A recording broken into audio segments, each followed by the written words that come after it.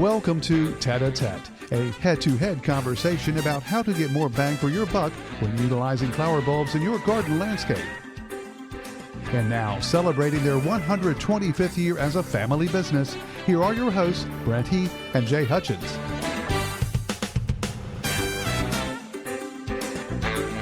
Well, hey there, everybody. Welcome to another edition of Tete-a-Tete. Today's date is Monday, October the 27th, 2025, and we're glad to have you with us today. Expecting a little bit of rain and a little bit of chill, and here to talk about some of the weather stuff and how the plants are reacting to it and more is this guy right over here. It's Brent Heath. Well, good morning, Jay. How are you? I'm glad to be here. It's wonderful this morning, and we're been out in the garden this morning checking things out for the rain, and well, the dahlias are glorious. They love these cool nights. Yes, they do. They're blooming their heads off, but I was doing what it's important to do, and that's deadhead your dahlias. Mm-hmm. So they'll bloom again, and they're blooming like crazy, and they're lasting a long time in this lovely weather. Now, so it's ideal. When do you think they would start to fade back if it starts to get too cold? What temperatures are we talking about? They'll fade back when we get a frost. Okay. So they'll begin to brown out, and that's the time that most people who are where they're not hardy want to begin to think about digging them to store for the winter where it doesn't freeze. And important, don't wash your dahlias. Just let them dry with some good soil on them with all those healthy bacteria and fungi that protect them during the winter. And you put them in a mesh bag or? Yeah, but they go with some wood shavings around them. You don't want them to dessiccate too much. So. Okay. I try not to desiccate too much too. Yeah, well, I find if I desiccate, I get leg cramps. So wood chips around them and put them in a paper bag, open paper bag. Is that all right? Open paper bag. So they do have some air access. Okay. But those of us here in zone 7 and 8, if we have good winter drainage, they don't mind at all sleeping in our soil. So they're hardy plants in our climates. I see. All right. So we're not digging. 9 probably. Yeah. Okay. Wow. Nice little tip. So take care of your dahlias, deadhead. I did see you out there doing that today when I got in. Okay. Yeah. And then, dig them if you need to. And he just told you how to store them. So get busy on that. Today's topic actually is used to be, he just told me a minute ago, used to be his second favorite flower. But they're on sale this week, and those are lilies. So why are they now number 2? Well, lilies are spectacular plants. They're the number 1 cut flower in Holland. But they were second favorite. Now they're my third favorite, simply because the diversity of colors, the fragrance, the length of time they're in bloom. So typically we have lilies beginning in May, the Martagon lilies, and we have lilies that end up in late July and even August sometime. Wow. But my other second favorite plant is camellias, because they start in September. Yep. And they go all the way until April. Wow. I've had a really wonderful season of camellias. Nice. Now, we don't sell camellias. But they're great companions for a lot of the bulbs and things we sell. Yeah. Great backdrop for them. And I see you pick those and usually float them in water. Float them in water and do the same with dahlias. So. Okay. And the lilies, you can do that with them too. How about that? You don't have to have a long stem, but they float right in a shallow dish very nicely. Really cool. Yeah. And when to plant, how to care for, when to expect them to bloom, and things like that. Almost all the hardy bulbs are best planted when soil temperatures are below 60 degrees.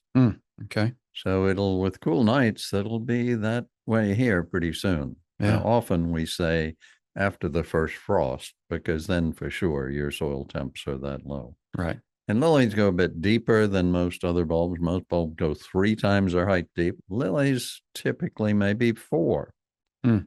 So, but there's a reason for that because lilies not only have roots from the bottom of their bulbs, but they also have roots on the stem above. Hmm. That helps to stabilize them better if they're a little deeper, and they like growing in cooler soil.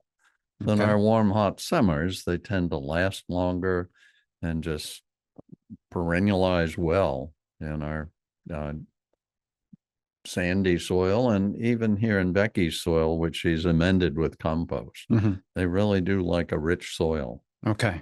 So compost is the real answer. I got you. And you've said before that most gardening problems or issues can be solved with compost. You still think that? We feed the soil instead of trying to feed the plants, give them a Red Bull, Miracle Grow, which is a short boost of energy and actually elongates cellular structure and makes them more susceptible to funguses and makes them more attractive to the critters that like to eat them. So you feed the soil, and then the soil gives them everything that they need. Cool. And lilies are edible because they're liliaceae, right? Lilies are edible. No, you've not tried eating them yet. Not yet. There was one we used to sell called Lilium pumilum that is actually found in Chinese markets, the bulbs. Did you use that one in your food? I did use that one. Yeah, I did cut that one up. Remember how it tasted? I don't remember. God, what was that? 10, 15 years ago. That was a fun thing you did one time. Yeah. Hopefully you'll do it again someday. Yeah, maybe if I get some time. That's something I don't have much of anymore. Yeah. But let's talk about the different types of lilies. Okay. Well, bloom time maybe is the way to start. Okay. And our first ones are a favorite group of mine, and they are called Martagon lilies.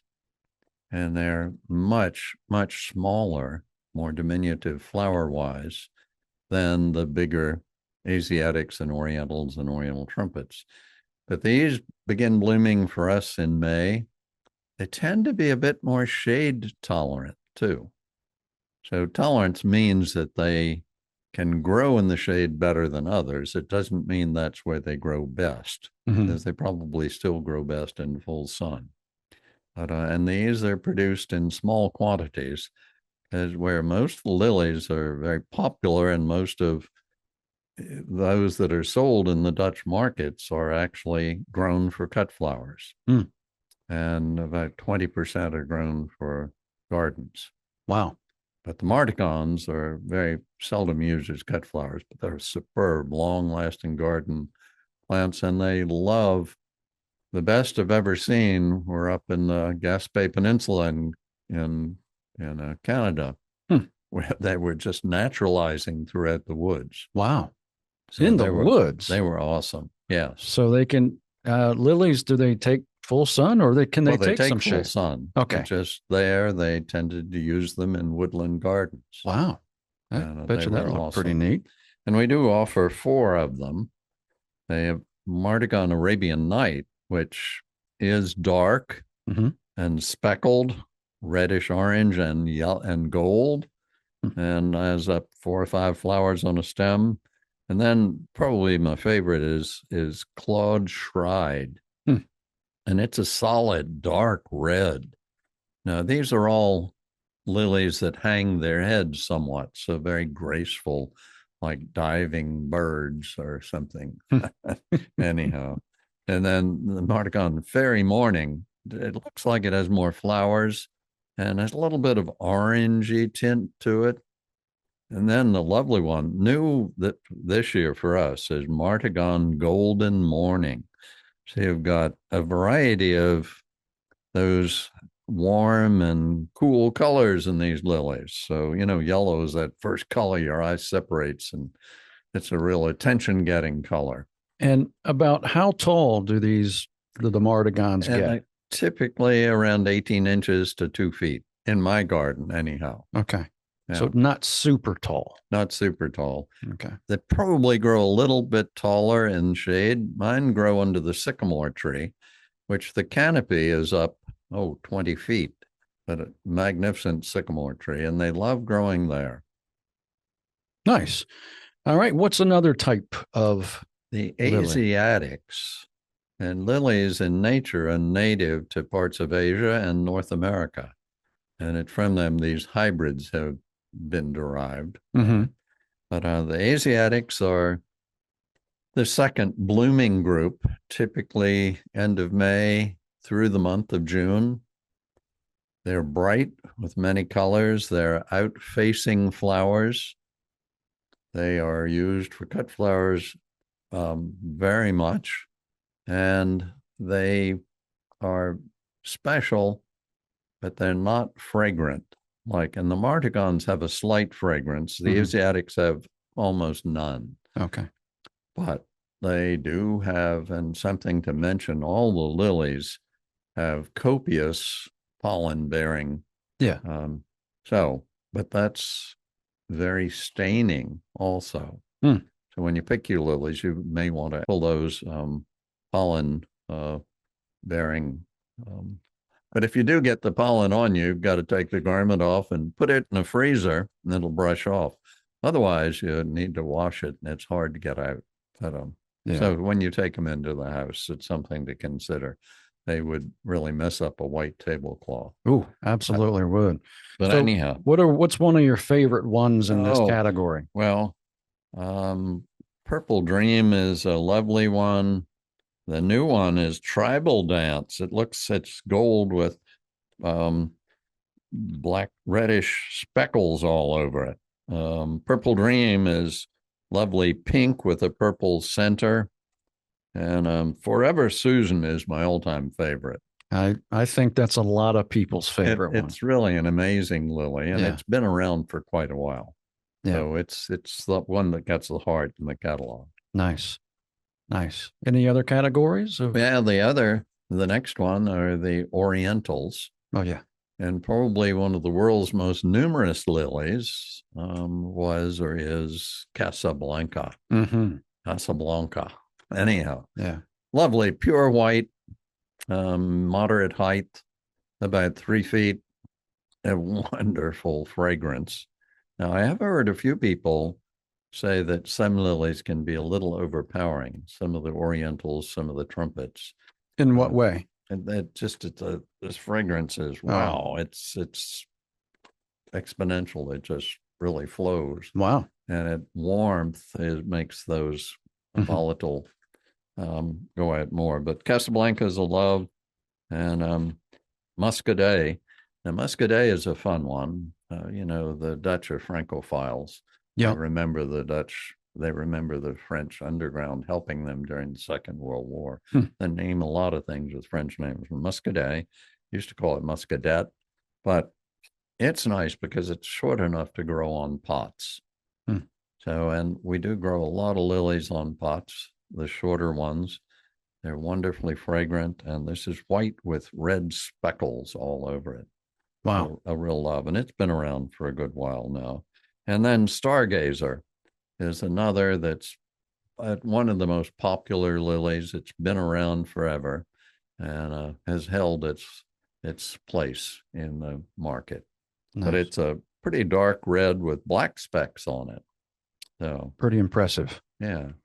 Now, the favorite of my granddaughters, and I think Van too, maybe, was a giant lily, which is the result of hybridization of Oriental and trumpet lilies.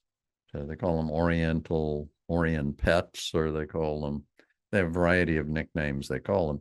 These are lilies that are not sexually compatible, but they start the process of making a seed, but then from an incompatibility, they would abort.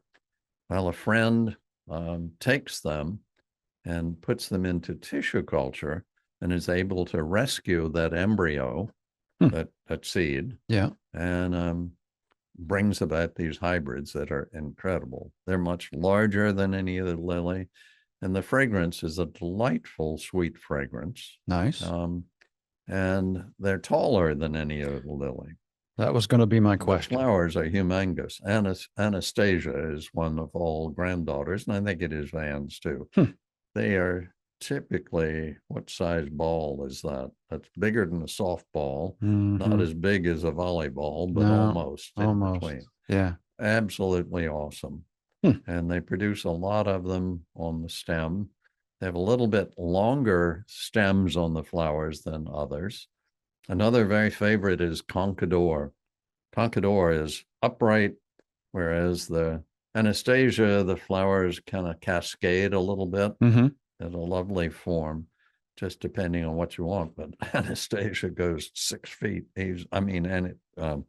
Conquidor goes to 6 feet easily, Wow. and it's just a It showstopper. look you right in the eye And almost. Huh? so many flowers, and Empoli is another really lovely one.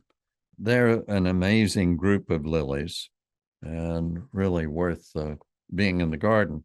Well, the next one is we do have a trumpet lily called Lilium regale.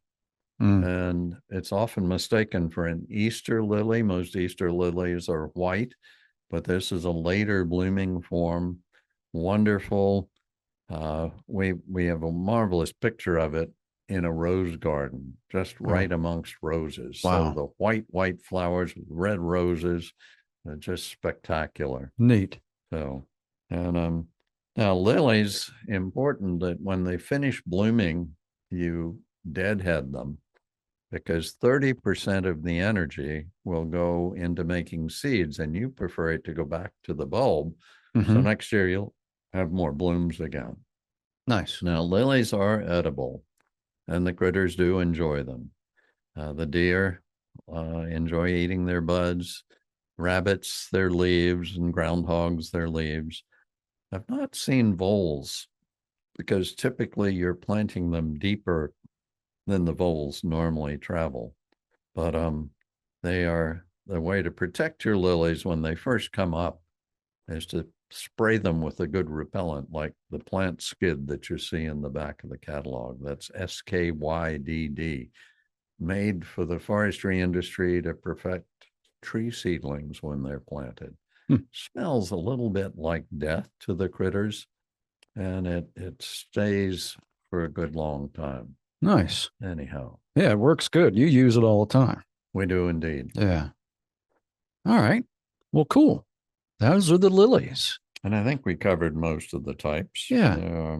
They're just a lot of lovely colors. No true blues yet, just like Yet. and a few other things. Yeah. You know, hyacinths and muscaria, the true blues. Right. And gladiolas have blues. Yep. But well, those are all on sale this week at BrentandBecky'sBulbs.com. So head on over there. There should be a button right there on the homepage that you can click to take you right to what is on sale for the week. Well, Brent, thanks so much for your time today, and have fun out there in the garden. Stay out of the rain. thank you, Jay. I do enjoy playing in my garden. Yes, he does. You should too. And thank you for joining us again for another edition of Tete-a-Tete. We'll see you next week. Harvey King, lead us out if you would, sir. Thank you for joining us today on Tete-a-Tete. You can subscribe to this program by finding us on your favorite podcast platform, like iTunes, Spotify, and more. You can also watch us on our YouTube channel and find us on Facebook, Instagram, and TikTok. Just search for Brent and Becky's. Until next time, let's get out there and make the world more beautiful. We'll see you next time on Tete-a-Tete.